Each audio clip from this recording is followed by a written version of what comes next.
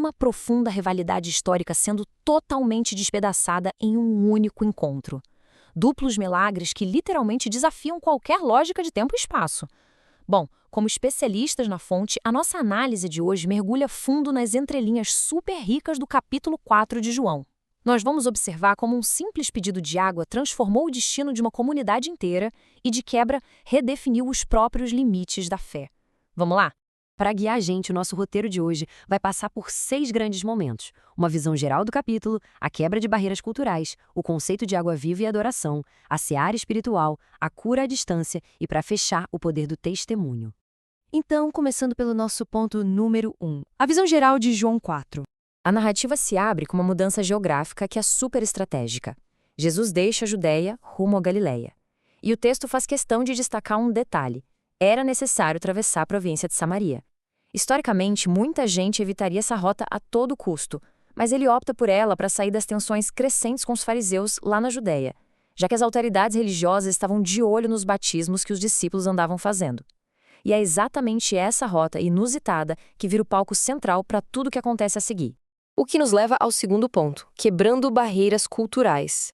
Estabelecer essa base geopolítica é absolutamente crucial para a gente entender o peso real daquela interação que estava prestes a acontecer à beira do Poço de Jacó.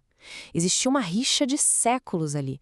De um lado, tínhamos os judeus, que centravam toda a adoração no templo em Jerusalém e aceitavam a literatura dos profetas e os livros históricos.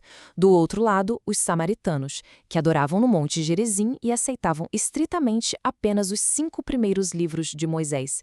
Era uma divergência teológica tão profunda que mantinha esses povos ferozmente segregados. Eles não se falavam de jeito nenhum. E é exatamente nesse cenário de extrema segregação que um encontro, em pleno meio-dia, estilhaça não um, mas 2 enormes tabus sociais da época de uma vez só. Primeiro, o simples ato de um judeu interagir ativamente e pedir água para uma pessoa de Samaria. E segundo, o fato de dialogar e debater ideias com uma mulher num espaço público, dando a ela uma dignidade que era raríssima de se ver naquela cultura.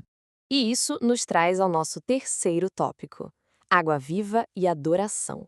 O que começa com um simples "me dá um pouco de água" vira um dos debates teológicos mais densos do texto. Existe um grande contraste de percepções na hora. Quando Jesus oferece a água viva, a mulher interpreta isso de forma totalmente literal. Ela pensa numa fonte natural contínua ou uma água mágica que pouparia o trabalho braçal pesado de ir até o poço todo santo dia. Mas a realidade espiritual ali era imensamente maior. Era a promessa de uma fonte interna, inesgotável, projetada para saciar aquela sede de felicidade, paz e salvação que a gente carrega por dentro. E é fascinante notar a progressão dela durante a conversa. O diálogo sai de forma magistral da água física, direto para a vida íntima e super protegida da mulher, abordando o fato de ela já ter tido 5 maridos. E por ser confrontada sem nenhuma condenação, a visão que ela tem evolui em 3 passos bem claros. Primeiro, ela enxerga apenas um mero estrangeiro judeu. Depois, a chave vira e ela reconhece nele um profeta que sabe de segredos. Até que, finalmente, a ficha cai por completo e ela compreende que estava diante do tão aguardado Messias. Tudo isso culmina naquela declaração fortíssima de Jesus: "Eu o sou, eu que falo contigo." Momentos antes dessa revelação impactante, ocorre a redefinição de tudo o que se entendia por verdadeira adoração. Ele ensina que a adoração não pertence exclusivamente ao Monte Gerizim nem a Jerusalém, mas que deve acontecer em espírito e em verdade. É a revelação aberta do Salvador do mundo, escancarando as portas da salvação para os gentios, bem longe das garras da elite religiosa. Passemos então para o nosso quarto tópico, a seara espiritual. A mudança desse foco físico para a realidade espiritual ganha ainda mais força quando os discípulos voltam da cidade. Eles chegam lá perplexos, insistindo para ele comer depois de toda aquela viagem longa. Mas o ponto central aqui é o contraste formidável de prioridades. A resposta que eles recebem transfere o foco na mesma hora. A minha comida consiste em fazer a vontade daquele que me enviou e realizar a sua obra. A prioridade suprema não era a nutrição do corpo, de jeito nenhum, mas sim o senso de urgência absoluto em cumprir o propósito divino. E o resultado dessa urgência? Uma colheita espiritual imediata.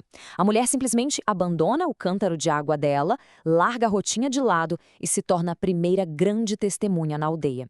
Jesus então aponta para os discípulos que os campos estão brancos para a ceifa, ou seja, prontinhos para a colheita.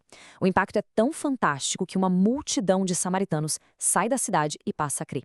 E não só pelo testemunho inicial, mas porque agora eles estavam ouvindo a palavra transformadora diretamente da fonte. Nosso quinto tópico é a cura à distância.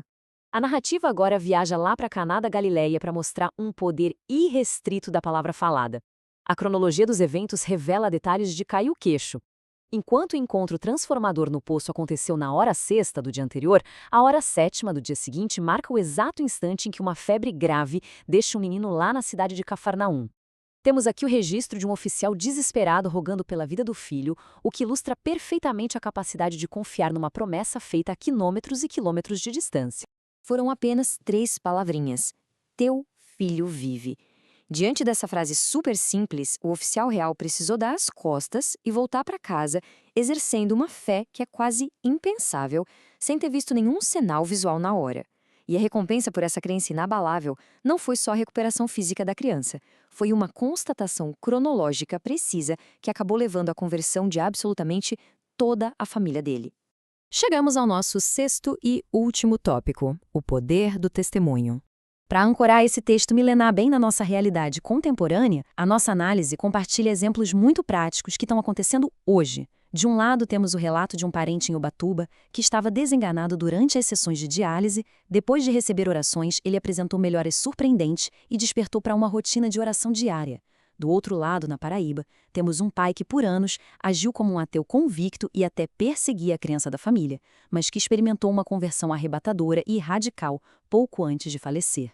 São casos reais que provam sem sombra de dúvida que o tempo de intervenções surpreendentes e colheitas espirituais não ficou preso lá no passado.